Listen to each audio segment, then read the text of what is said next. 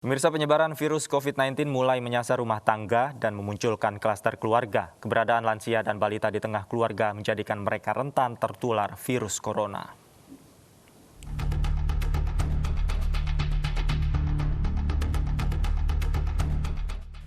Penyebaran virus COVID-19 makin masif dan meluas.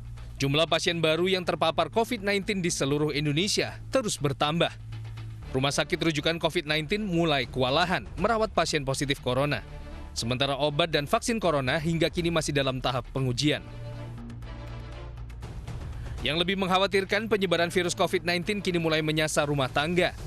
Keberadaan lansia dan balita di tengah keluarga menjadikan mereka rentan tertular dan menulari anggota keluarga lainnya. Sepanjang Agustus hingga September 2020, klaster keluarga bermunculan, terutama di kota-kota besar di Pulau Jawa. Bekasi menjadi daerah dengan klaster keluarga terbesar dengan catatan 155 klaster dan 437 kasus yang dilaporkan. Disusul Bogor dengan 48 klaster dan 189 kasus, serta Kota Malang dengan 10 klaster dan 35 kasus.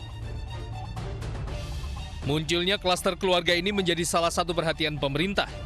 Presiden meminta jajaran menteri terkait untuk serius menanganinya. Karena yang selalu kita kejar-kejar adalah tempat-tempat umum, tempat-tempat publik. Tetapi kita lupa bahwa sekarang kita harus hati-hati di klaster-klaster tadi yang saya sampaikan. Klaster keluarga, karena kita sampai di rumah sudah merasa aman, nah justru disitulah yang kita harus hati-hati. Dalam perjalanan masuk kantor kita juga sudah merasa aman, sehingga kita juga lupa di dalam kantor protokol kesehatan. Klaster keluarga muncul dipicu dari salah satu anggota keluarga yang terpapar, kemudian menularkan ke anggota keluarga lainnya, terutama yang rentan. Sehingga bila tak segera diputus, penularan akan terjadi pada seluruh anggota keluarga. Beberapa faktor pemicu maraknya klaster keluarga antara lain membiarkan anak-anak yang rentan terpapar COVID-19 bermain di lingkungan perumahan tanpa protokol kesehatan yang ketat. Selain itu, kegiatan liburan, piknik, atau jalan-jalan ke ruang publik yang ramai juga rawan terjadinya penularan COVID-19. Untuk mencegah dan meminimalisir penularan COVID-19 di tengah keluarga, seluruh anggota harus mematuhi protokol kesehatan kapanpun dan dimanapun.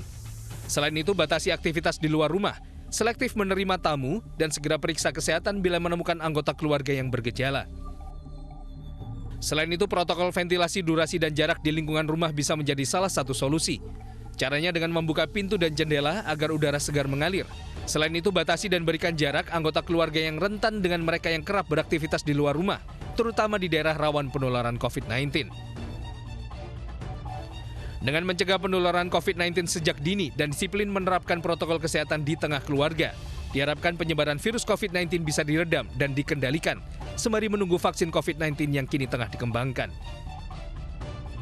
Tim Liputan iNews melaporkan.